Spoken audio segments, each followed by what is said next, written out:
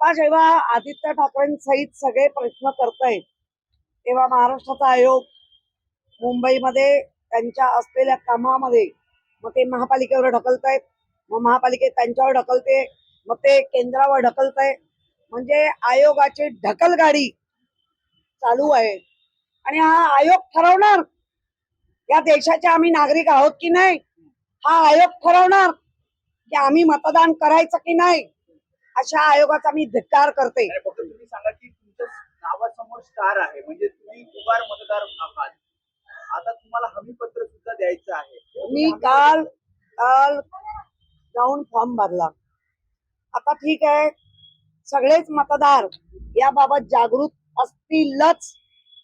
तुमच्या माहितीने आता ते जागृत झाले, पण प्रत्येकाला कळणार नाही माझं नाव दुबार मध्ये आहे का. म्हणजे तो मतदार जर मतदानाच्या दिवशी आतमध्ये गेला तर त्याला बाहेर काढतील. कुठे अजून दुसरं नाव कुठे आहे तुमचं? म्हणजे एक तर तुमच्या आता तुमच्या माध्यमातून मी आयोगाला तेच विचारते, माझं नाव मला तर कुठे दिसत नाहीये. मग तुम्ही प्रिंटिंग मिस्टेक करून बाहेर निघणार का?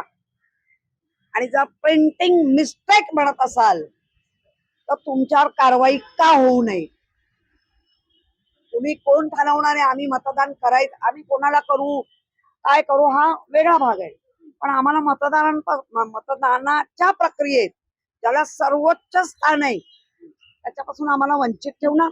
माजी महापौर होतात, माजी महापौर होतात, म्हणजे पहिली व्यक्ती म्हणून मुंबईचा प्रथम नागरिक असं असताना हे तुमचं नाव हे जाणून बुजून केलंय का असा आता संशय आमचा वाढत चाललाय.